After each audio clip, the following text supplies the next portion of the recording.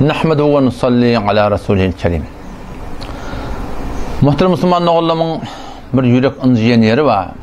Men hakkımda oğulata bizim teyfimizde gep veren ulamalardan.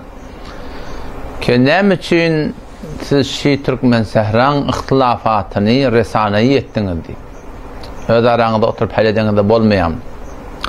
Bir tori kepleniye en karşın bizi başlanıyalak. Müslüman doğuncağım dokun açtın haber yok diyerleri şey. 30-35 yıl minnavar radyo gurgönnen mahsus tağsirin ve sizin tağsir zanınızın Vehhabiyet tanımalı şu zamandan bernameye resanayeti vardı. O da Afganistan, Pakistan, Türkmenistan yok. Türkmenistan öz zayinine gece günlüğü şunları ayıttırırdılar. Peki ondan sonra sonra o için kim başlayıptır? O biz ne için şey deyip tutun? O zaman ne kesin var? Bizim aslında bizim bir yumrukyalık oğlan o vakit. Bir iyirden başlanan da Müslüman doğan. Ondan beri hakikaten de o vakit fazla mezazı yoktu. CD oldu sonra. Mıngıydı flaşe yazdı. Ondan sonra beri hakikaten site kurdular ölleri. Weblog koydular. Şu weblog'un vaktinde tarihen bola atabır 10 yıl minna bir ortak girdi. Ki ödümünden defa etmeden için. WeChat beylen geldi. Telegram bitadan geldi. WhatsApp bitadan geldi. Instagram bitadan geldi. YouTube beylen geldi. Facebook beylen geldi. Kull alem cihan sunakında var rahim dergir boluglu. Ve şıdadı şu bahsiminden şu ediptun. Şıdadı Müslümandan bir başlamda. Bir de doğrusu töhmet hattında kalan adam bolluk. Ödümünden defa etmeden için ortağa geldik.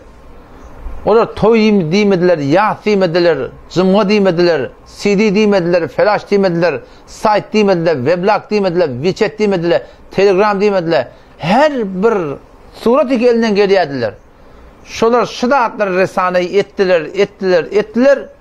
O nihayeten sonra bir de doğru töhmet altında kalan adamlar çaremiz tökedip ay bula bolacak ki özümden defa edilip de var. Bir de şu Müslüman doğan defa edip başladık yani. Hatta ve de Türkmenin namısından da şıdatları istifade edip şimdi resaneyi ettiler. Vehhabiyetten içecek deyip bizim ayarlı oğullarımızdan film alıp bir iftizah suratında bunu kulli cihan esnasında bir de hıyırıp hıcalet verdiler. Pedagogisi de onda vağın hakkın munsef olsanız insaf sankan edecek bu da ki onlardan algılı olun. Ne için siz şey ettiniz? Bu doğru kepleniye karşı bir de yalak. Müslüman da öde olamalığınız ettiler. Ödün kılı ettiler. Şayet bu Vehhabi deyip yerden ona sizin kılı ettiler Müslüman da olsun. Bir de töhmet altında kaldık. Töhmet altında kalan adamdan sen tam neme hakim var. O Huday Teala da bir de icade verdi. La yuhibbullahul cehre bis-su'i minel kavli illa men zulim. Öyle ki zulmasında kalıptır. Huday Teala zulmasında kalıptır adamın qıyırmakına, çığırmakına, öz hakkını defa etmekine icade verdi. Sen bir Kur'an'la atılan siparan başçağını okuy. Bir de zulmasında kaldık. Vakti töhmetler köpelerinden sonra sana artık etimat gitti ya. Sen doğan kardeşin sana etimat edilir. Bir de sen bir meydanda dedik, bir de okuyup verdik. Okuyup gelimizden sonra şu ahirrakta vurtun barakayım, vurtuk völ baş forum yok kurunrak yerler. Şehremin tökedi, o da sıyılık bilen, hormat bilen özümün defa ettik. Sizinkiler istediği kemane şu mümkün birden alıp olayardınız. Sizinkiler bir de Vehhabi deyip durlar ne oldu billah. Dinen çıkan sizinkiler bir de deyip durlar. Peygamber tanımayan ettiler, sünnet okumayan ettiler, Peygamber ağacıyalık görmeyen ettiler, mezhep satan ettiler, din satan ettiler, Türkmenin diyanetini nabud edecek ettiler, Gayrı'dan Bukharan gelen, kadimden gelen yol nabud edecek ettiler. O taraftan Yahudi deyip durlar. Şu suratında akidet doğru deyip durlar. Devletin muzdur deyip durlar. Ola muzdur deyip görüyor ya ahunçılıkta karabulan ahunçılığında. Sizinkiler gelip şu devletine, bet suratına tebliğ ettiler. Resaneyi sizinkilerin öder ettiler.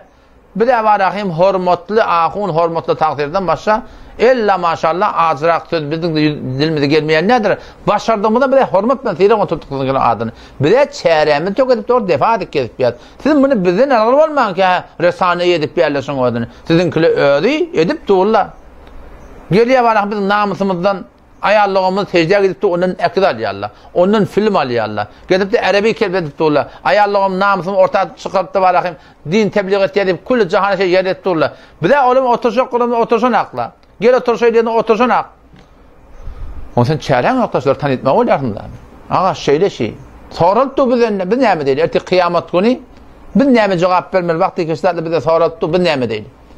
Erti kıyamet gün men keteme ilmen dipdi Peygamber aleyhisselam. Her bir alimi ki basırsa, ol bir zatdan ikişinin soruldu, bilip durup basırsa deyipdir, erti kıyametin oğattan hep uyon ağına giydirilecek deyipdir.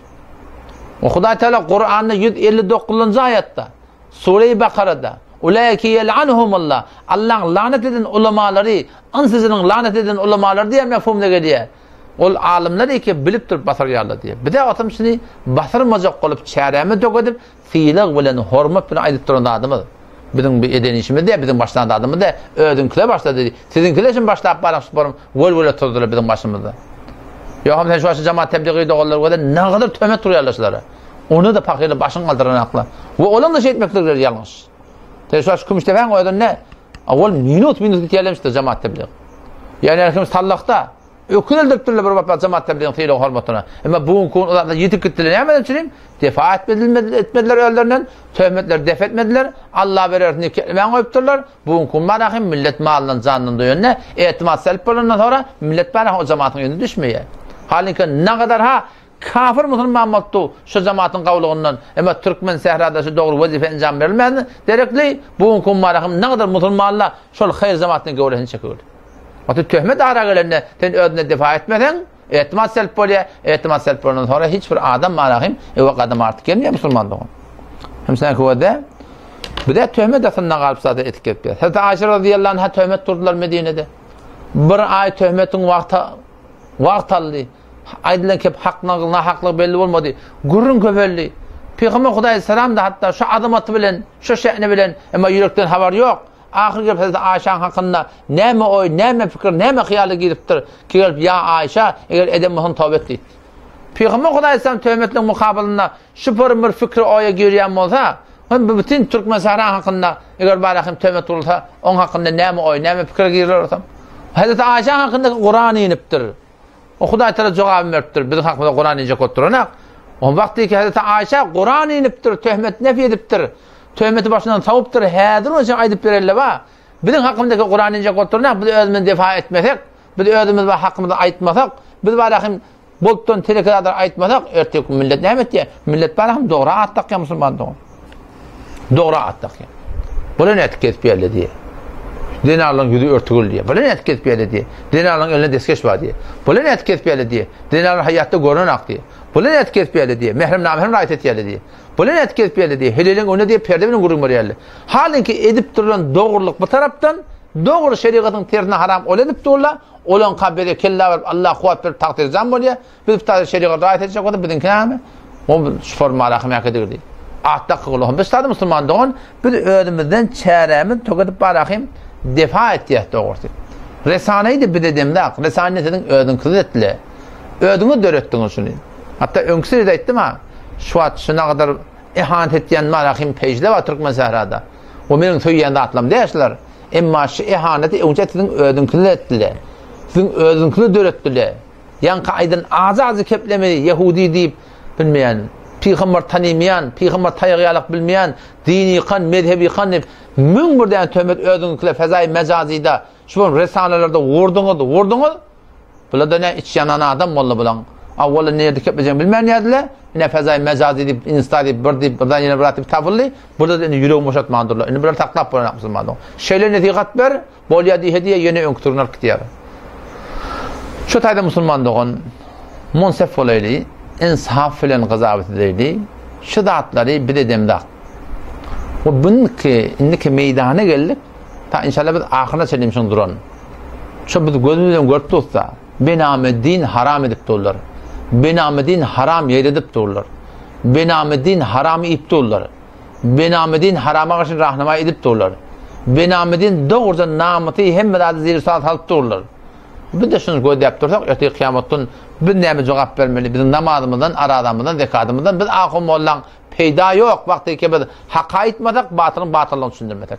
Allah temizliğine tevfik versin. Vesselamu aleyküm ve rahmetullahi ve berekatuhu.